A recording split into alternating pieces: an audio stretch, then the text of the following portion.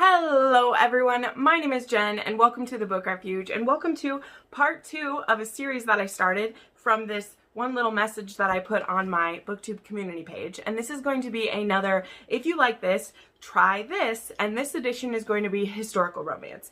Because I got so many requests that came in through my YouTube community page, I decided to split them up into contemporary and dark romance, which is what the first video is, and you can go ahead and go, I think it's on this side is where it'll be. You can go to that to see that video. And then this one is going to be all historical romances. So I have everything set out here. Oops, you can kind of see that one. Let me flip it over. So again, the way that I'm doing this is I have 10 books. Some of them were recommendations from you guys, right? So you're like, this is a book that I like that I know you've read and you want a recommendation for a book like that. So I ended up having 6 that you guys had given me, and then I picked 4 others where I wanted to like give a book that was a little bit like it. So this was so much fun to put together. And so here's the thing. Obviously, when I show you the book that I'm going to give one like this, you can kind of go either way with it, right? But I'll tell you which tropes or element of the story that I am trying to replicate with it, because it's not always going to be like a direct, it has this trope, read this. It's going to be a feel or a vibe. Sometimes it might just be the trope, like if you like this thing, do this. But that's why, you know, in true Jen fashion, I'm going to take my time and explain it. But before I do that, I real quick want to give a shout out to a new channel member. Her name is Deb. She joined at the Romantic Renegade level, I believe. So thank you so much for joining. We are so happy to have you on the channel. If you'd like to learn more about channel memberships, there is always a link by wherever my subscribe page is. So either that's, if you're watching on your phone, you'd go to my profile, you can find a join button, and it doesn't automatically have you join. You can learn about the levels. If you're on a desktop, you'll see the join button down by the subscribe button, and you can check it out. Okay, enough of advertising myself. Let's go ahead and get into this. So the first one I want to start with is one of my favorite reads from last year. I think it's an absolutely beautiful book, and that is The Bride by Julie Garwood. Yes, this is a glorious first edition of the paperback. You wouldn't be able to tell it from this cover, but this is actually a historical romance, a Scottish romance. Okay, they're all going to be historicals. I meant to say Scottish historical romance. This is taking place during the medieval times in the year 1100 in Scotland. This is a hate-to-love arranged marriage. It is about an English bride who gets given to a Scottish laird, and she has to go and live in his world with him. This one is very, very popular. It will be recommended by so many different people, including myself, and some people wanted something like it.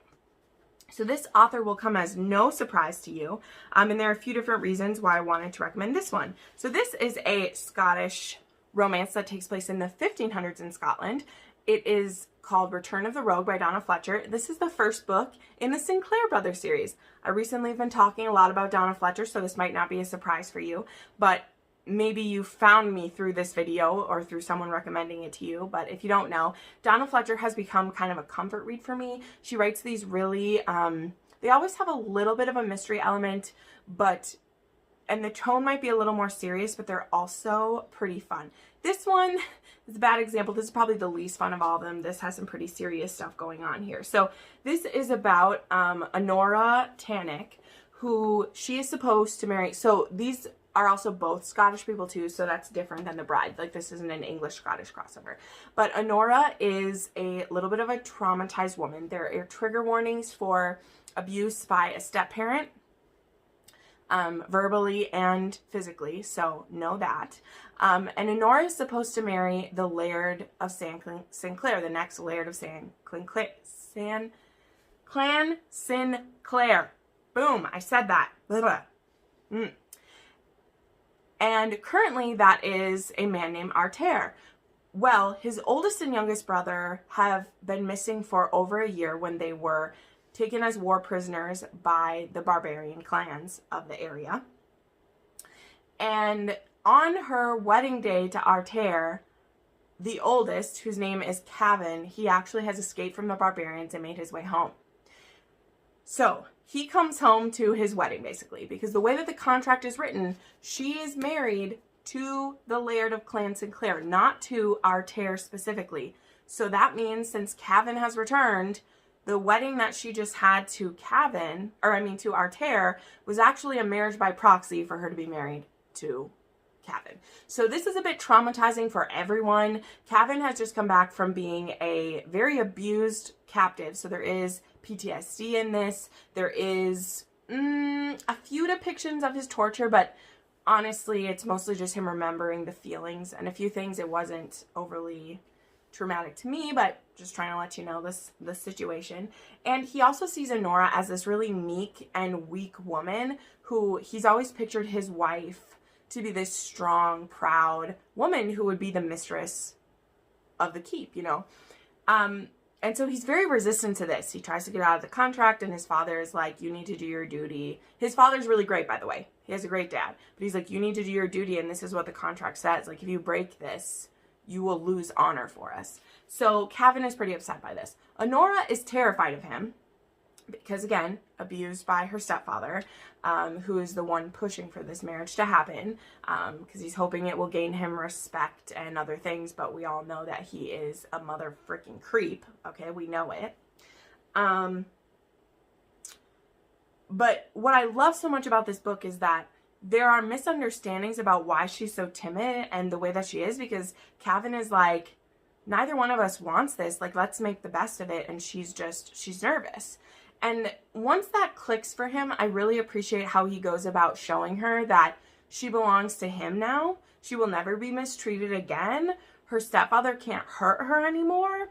And I just really appreciated that about him, and it was really beautiful. So there are some elements between this and The Bride that I think are really interesting. Also, I just want to peddle Donna Fletcher to you. I really love her writing style. I'm about to start her first book ever, I believe, for the book club for my channel this month is Legendary Warrior by her, and I'm just so excited to read it because Donna Fletcher, again, she just writes such comforting, beautiful stories.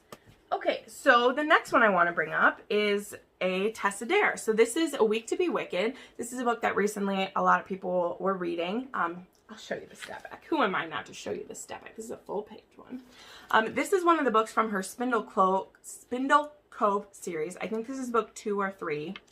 Can't remember right now. Let me see. Okay, so yes, this is book 2 in the series. This is about a girl named Minerva, and then Colin Sandalhurst, and she needs him to help her travel to this convention that's happening, so that she can present her findings. I believe it's an archaeologist that she is, or paleontologist, I'm not sure. Either way, it's not something that women are supposed to be, and this society doesn't even know that she's a woman because she's been using an alias, and so he agrees to help her in exchange for when she wins this like contest for this finding, she promises to give him those winnings because he is a destitute lord at this point, and he's kind of a rake and everything. And so she is adorable. She wears spectacles. They end up having a fake elopement so that their friends believe that they're in love. There is bed sharing. There are robbers. There's carriage accidents. This book is so much fun, but it also still has a lot of heart because it's a Tessa Dare. So the book that I want to recommend that's like this is The Lady is Daring by Megan Frampton. This is book 3 in the Duke's Daughters series. You don't have to read these in order. It's probably more fun if you do. They're all pretty quick books. I listened to all of these ones on Audible. They're all about 300 pages, 330. But this one is really fun. So a little bit of background of the series. There are these 5 daughters of the Duke, and one of the daughters, I think it's the second oldest, she ran away with her dance teacher and caused a lot of scandal for her family because she had a child out of wedlock with this person. And so this isn't about that sister. This is about one of her other sisters who's decided that since 2 of her older sisters have married well and they have, they have money and they have respectability now, that she thinks it's time that her sister gets to come back to society. So Lady Ida is her name. She decides to go do it. And so she steals a carriage and sets off to find her sister and her niece and bring them into the family. Because she's like, you know what? It no longer matters if our parents want to snub them. We love them. And we have enough social clout that we can have them back, which I think is adorable. So she steals a carriage, but she accidentally steals a carriage with Bennett, Lord Carson, inside of it. And he won't leave because he's like, I can't let you do this all on your own. What if something happens to you? You're in a lot of danger. And so they end up having to go on this journey together. He's going to help her find her sister. There is a lot of the same things as in that one where there's bed sharing. We're stuck in a carriage together. There is a couple accidents along the way.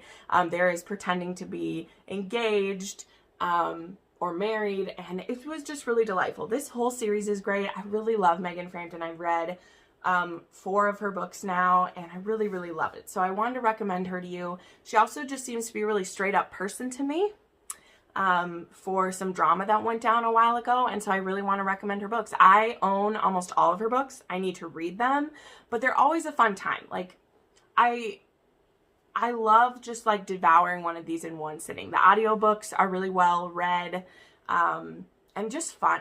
They're just a fun series.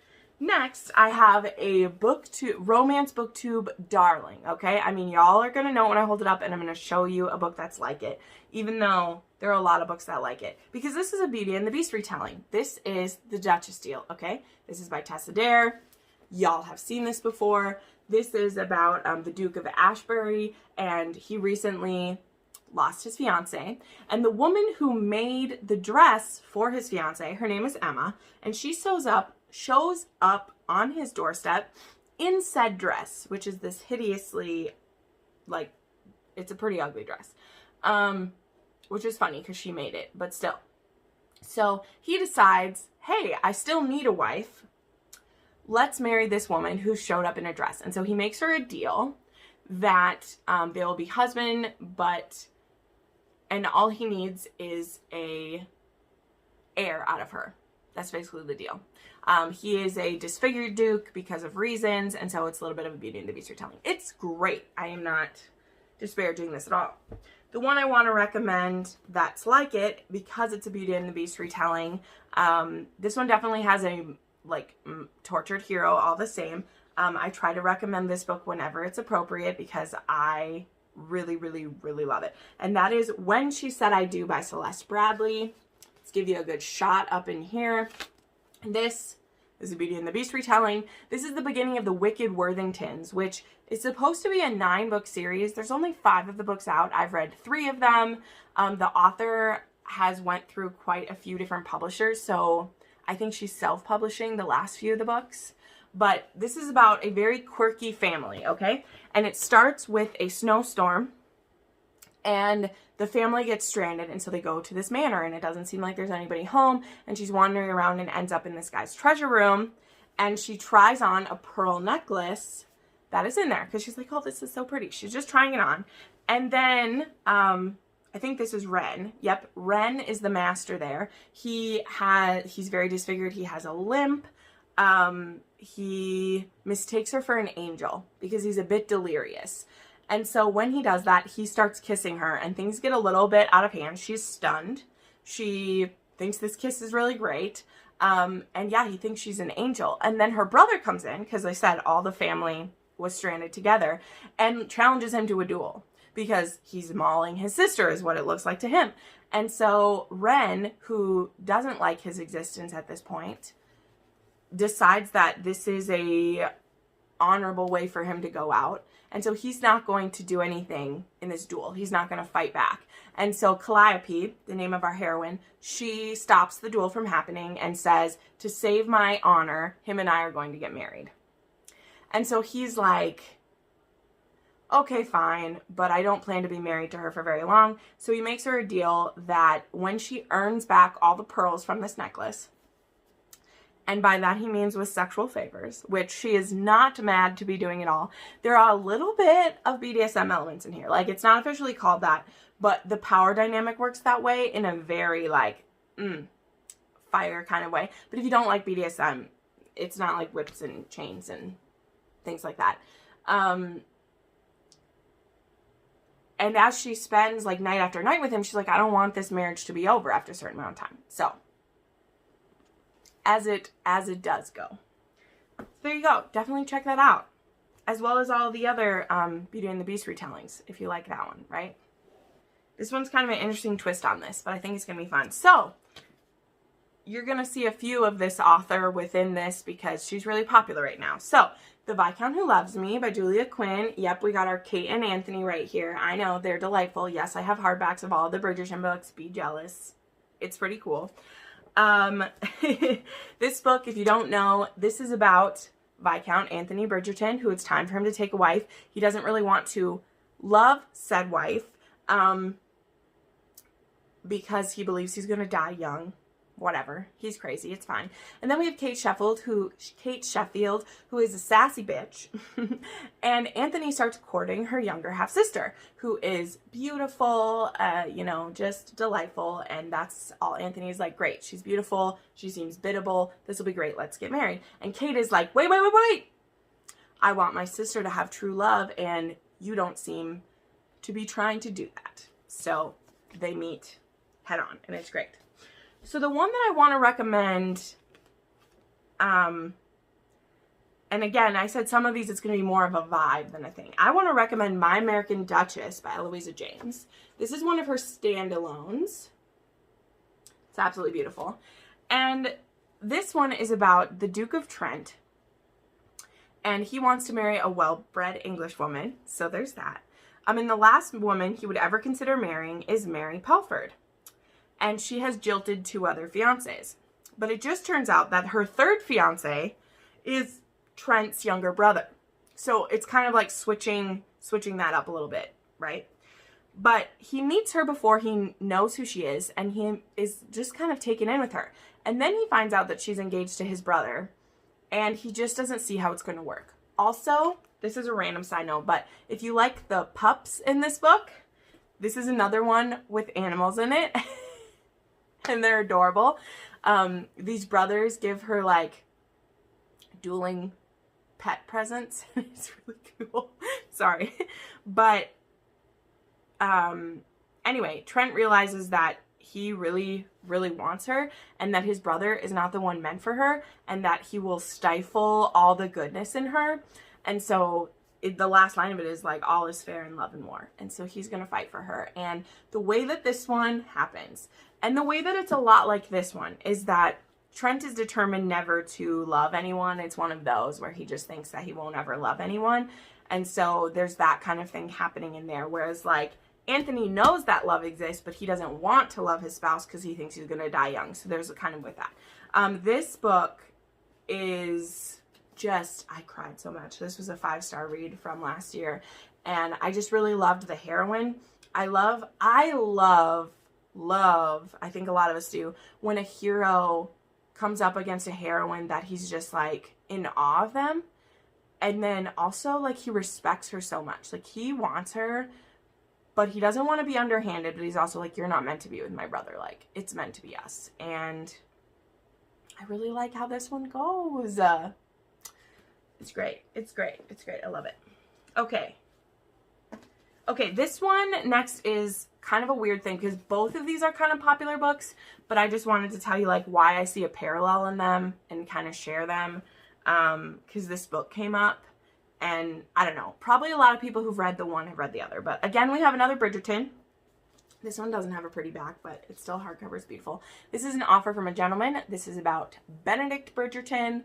He is the second oldest, and this one is a little bit of a Cinderella retelling, kind of. There's a woman who, she goes to a ball, and she's really poor, and she meets this Bridgerton, and then he's decided she's the one who's going to be his wife, but she disappears because something goes wrong with her stepmother, and she gets kicked out of the house, and she has to go become a servant. And they don't see each other again for a very long time. I mean, when they see each other again, Benedict tries to convince her to be his mistress. And while I will say that this isn't my favorite Bridgerton, I understand the appeal to it, obviously. And the heroine is just fantastic. It's one of the reasons that I still will reread this book sometimes, because Sophie is just a gem and I love her. And what I want to compare that one to is Secrets of a Summer Night by Lisa Kleypas. Again, see, I said these are both kind of popular, but it's a thing. And the reason why with this one is that in this one we have a girl who is poor. This is the beginning of the Wallflower series as well, so there's a group of women trying to do this. And this one is Annabelle. And she has a younger brother and her mother, and they're under the thumb of, I don't know if it's her uncle or a guardian or something, but she needs to find a husband. And there is Simon Hunt, who he's a self-made man and he really wants her, but he doesn't want to marry her.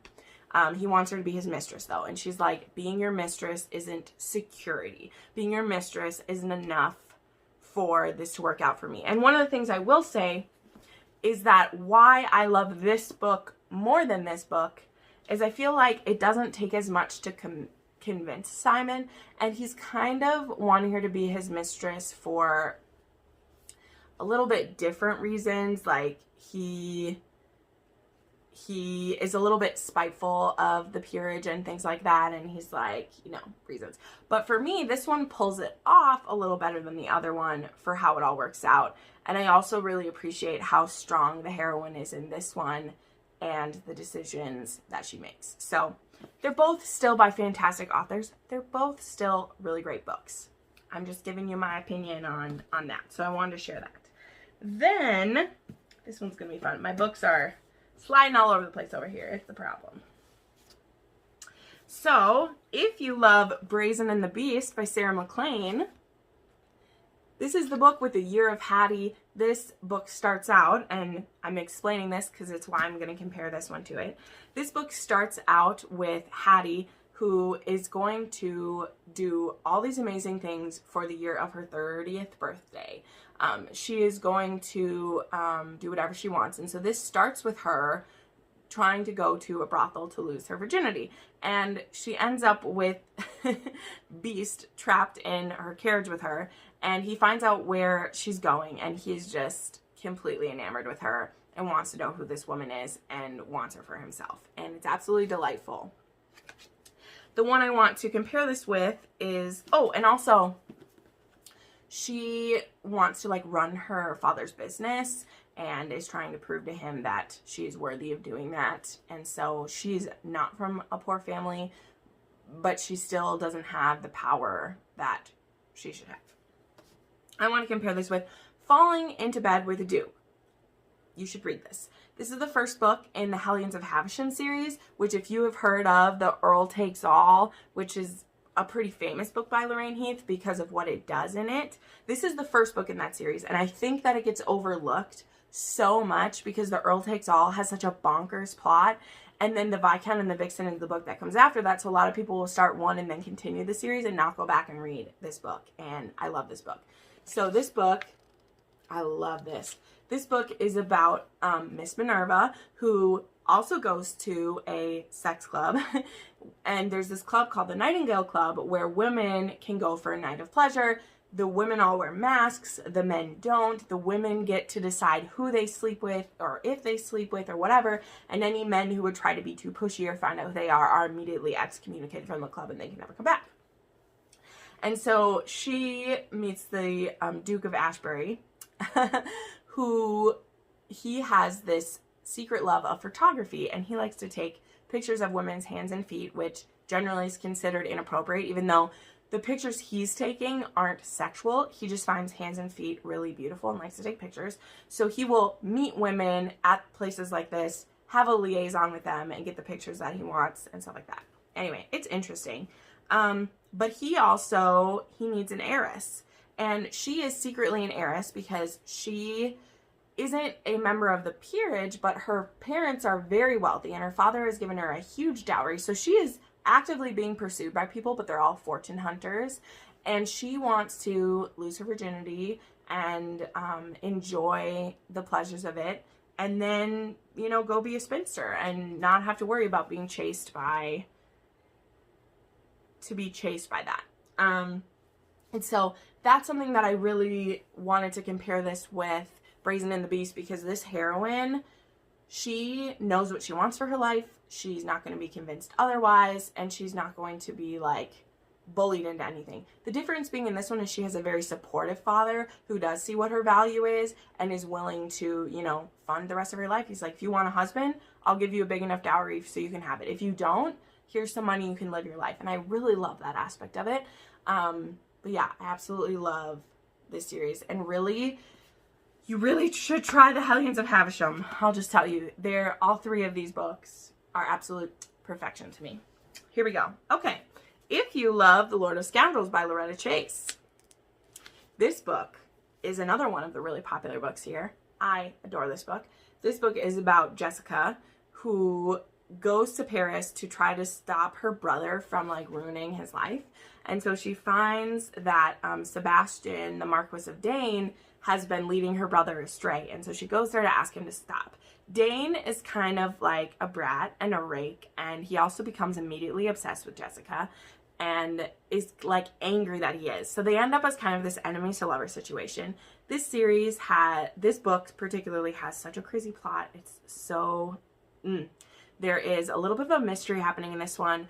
I also really like, even though Dane acts really frustrating sometimes, Jessica is a gem. I love her. I love how she reacts to things. I love the way she thinks things through. And I love that she doesn't let certain miscommunications get in the way of their relationship.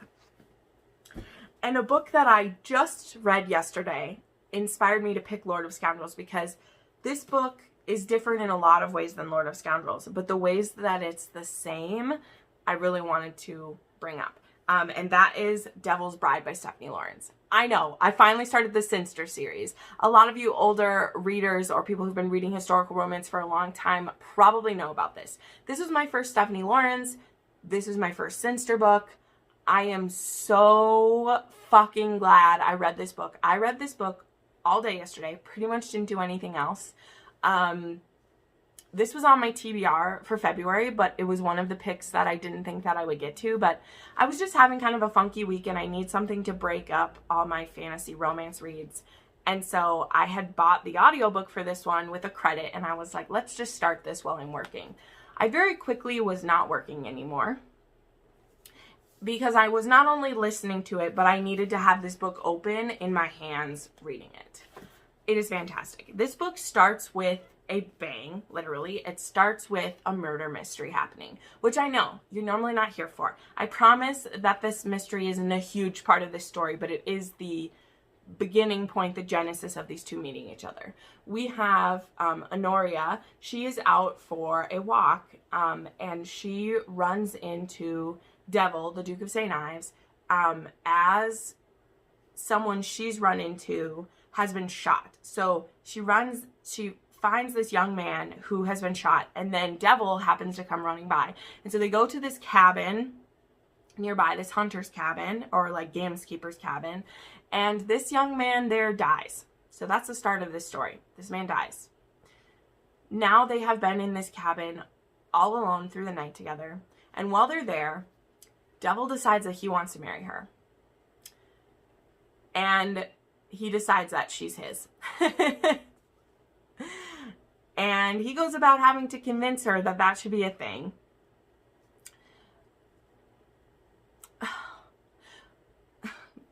I don't even know how else to talk, but I love this book so much. Okay, the reasons why I'm comparing it to The Lord of Scoundrels, because it seems a lot different. The communication in this book. There is some frustrating parts on the front end. Devil seems to be more alpha than you would want to deal with, which I think makes him a little bit similar to Dane. He's very pig-headed and believes that the only way he thinks is the right way. The ways that I think Jessica and Honoria are the same is the way that Honoria, she wants to marry Devil too, but she also has some fears in her life. She also doesn't want to be in a marriage where she gets ignored or like run over all the time. And so she has these like little tests that she does to see if he will be the supportive, loving husband that she's looking for. And the way that she does it is so interesting. And it reminded me of Jessica in the way that they're playing a chess match. And it's not the case, I feel like it sometimes was in this one, where Jessica seems smarter than Dane. Sometimes it's true. Love this book. But sometimes he is maneuvered too easily. Whereas in this one, it is a very even tug of war. And not even quite tug of war is the wrong thing. Like I said, it's a chess match where they're maneuvering each other to where they want, but there's compromise and communication all the way through. So we're instead of in compromise where we both lose a little, this is we're both going to win together. Also, I can't tell you how much the intimacy and the beauty of their relationship just turned me into a puddle of happiness. Why this video is being made today, I wanted to gush about this book a little bit. You guys know I do that. When I read a book where I want to gush about it, I find a video to make it work, okay? I love the intimacy. I love the buildup. I love the way she writes love scenes in this book. I like the patience of the hero. Even though he seems frustrated on the outside with her, he's being patient within, and he cares that this be pleasurable for her. He cares that they have a good marriage, even though he doesn't realize that's what he's doing. And I feel like that's a lot like Dane, where he'll have this gut feeling and he'll do a thing, and then he'll be like, oh, that was because I care about her, but he doesn't realize it. So anyway, I think there is quite a few similarities. Even their color theme is alike. And this was the book that kept coming to mind when I was reading this one. And so make it go the other way too if you love the Sinister series. And yes, if you're asking, I'm actively continuing this series, even though it's completely fucking with my TBR for the rest of the month. I don't care. I ordered the next 7 books in the series, and I'm listening to the next one now because I love it. All right, then we have, I couldn't find my copy of this right now, but Kingdom of Dreams. This is a great one. This is an arranged marriage between an Englishwoman and a Scotsman again. This one has a lot of adventure and like hijinks in it. It's also a very deep and beautiful story. It's a medieval time taking place one. It's a very, very popular. I'm sure you've heard of A Kingdom of Dreams. The one I want to compare that one to is Highland Spitfire by Mary Wine, in that the marriage is decreed by the king's regent. In the other one, it's decreed by the king. It's 2 warring clans. In the other one, it was the English and the Scottish, and they're fighting. And it's also just so powerful. And this one's a little more fun than Kingdom of Dreams. Kingdom of Dreams is pretty intense all the way through. This one is about Bayek and Ailish, and they are literally forced at gunpoint and sword point to get married at the beginning of this, and they do it so that their families can be united. And then Baelish has to basically give up everything she has and go live with him, which is what happens in Kingdom of Dreams. But I like how this is another case of like they fake their wedding night because they don't feel like the intimacy is there yet, obviously. And then they work on like they become friends before they become lovers. And I just really like that. And then it has all the great fun Scottish things to go with it. And Mary Wine's books, they're very quick, very easy to read. I've read the first 2 in this series. I'm definitely going to be continuing soon. Then this I thought would be really fun because I don't talk about this series enough and I absolutely love it. So recently, if you did the Historical Romance Readathon, you might have read A Notorious Vow by Joanna Shoup. I found this book delightful, actually. This is about a hero who is deaf, but is still able to make his way through life and everything. He knows sign language. He has the people he works for do it, but he's a bit of a grumpy hero. He's working on his inventions and he just likes to stay away from society and everything. And then he has a heroine who she's about to be forced into an arranged marriage, and she likes to walk through his gardens. And one day our hero's dog scares her and she passes out, and so he ends up rescuing her from that.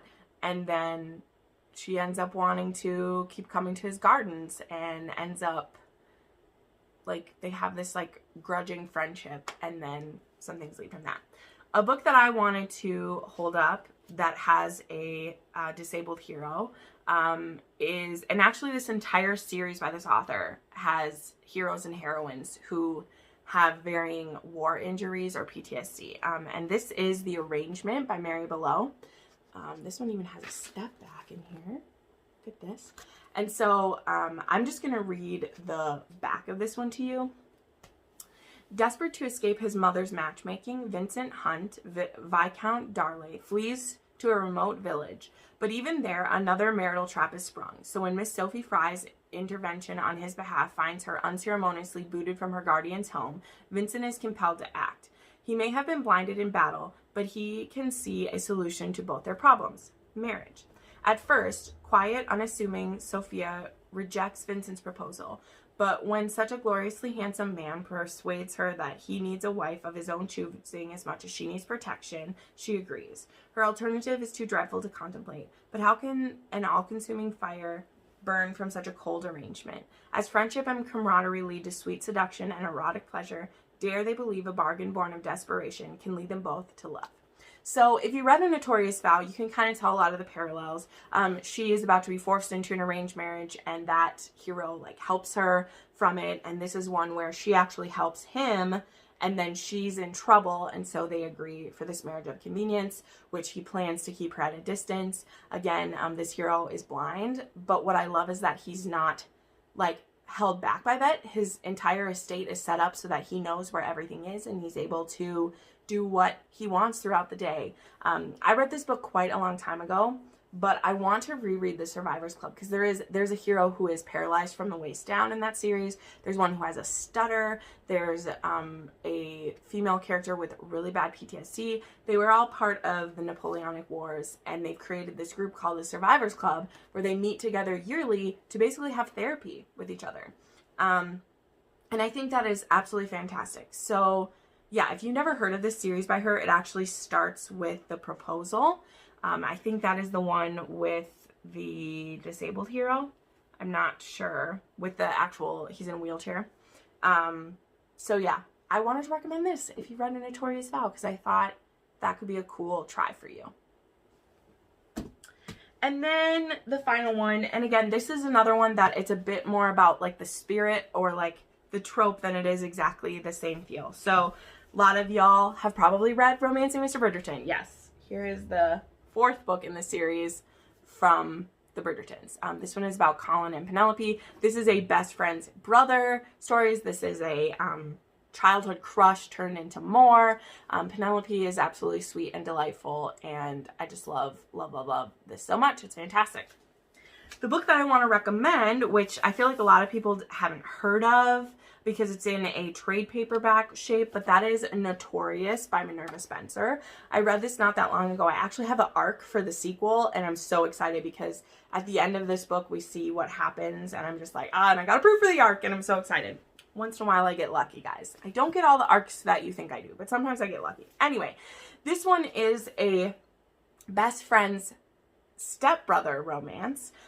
This book is about Drusilla, who it's more of a, so whereas this one is like friends to lovers, because Penelope and Colin have a good relation, like they have a friendship going beforehand. This one is a best friend's brother, but then we're like enemies to lovers because she's so infatuated with Gabriel. She has really kept him as arm's length and kind of been pretty bitchy to him, like straight up. She's been pretty cruel to him.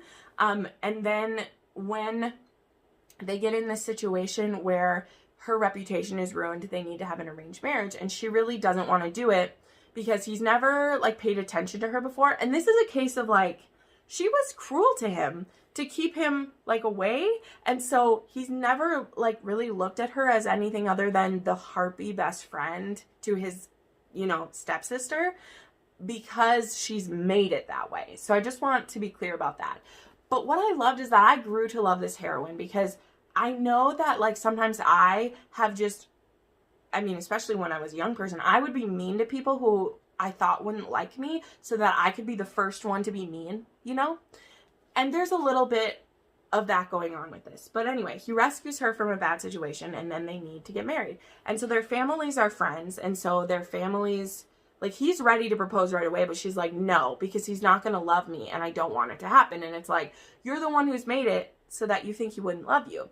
But the thing is, Gabriel has, like, had a thing with her for a while, but he's taken aback by just some of her philosophies and the way that she acts. But what's great about this, so she's an heiress in her own right, And okay, how do I break this down? This one does have some, like, she gives money to a lot of philanthropies and charities, and I just found it to be really beautiful. And I thought the way that this one came at issues was different than, let's say, like Bringing Down the Duke, which I felt like was too much. This one I felt was just right because she's more funding those things, and she does have a society, like a lady society that she heads up, but it's not like completely like harped at you, which is what I felt about Bringing Down the Duke. This was more of like, she wants to support it, and she doesn't want to marry anyone who would stop her from supporting it. So that's another reason why she doesn't want to get married. And she has to admit those things to him. And he's like, well, your money can be your money. Like, I don't need your money. So your money can be your money. And then, yeah, there are some other secrets to go in this that I don't want to spoil. But I love that this was like a best friend's brother one. Someone that she's loved this whole time. But she's just kind of she set herself up for failure in a lot of ways. But once they are, you know, alone together in their home, they start facing those things, and she realizes that maybe she gave him too much of a time. This is also a diverse book because our hero is,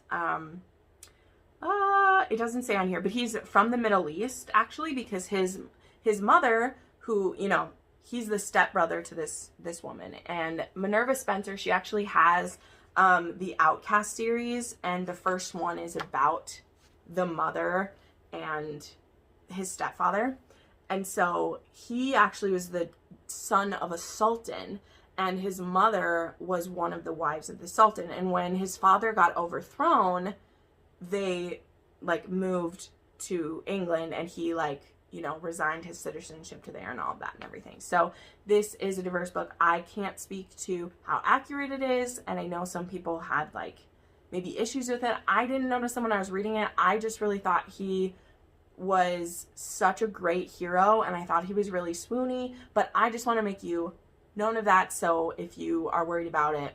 And that's something too that it's an issue in this book, because he's actually from a culture where a husband had multiple wives. Like, his dad had multiple wives, and that's something that Drusilla is worried about. Like, will he have mistresses, and will I not be enough for him? And that's something that she's just really worried about. And so it leads to some conversations. So I wanted to put this one out there. I really thought it was beautiful, and it was very different, and I liked it. But for a lot of the trade paperback historicals that don't always get it right, I thought this one was very unique, and it did that. Woo! So there we go. We did another If You Like This, Try This. I will definitely put a post out there to do another one of these soon. Maybe I'll do one that's like mixed together. But I hope you love this. I hope you found some new books to try. I know that the first video I did was very successful with you guys, and you found a lot of new books to try. Yeah, thank you so much for watching this. Again, thank you to the new channel member. We're so happy to have you. And yeah, now I'm gonna clean up this huge mess that I made. Bye.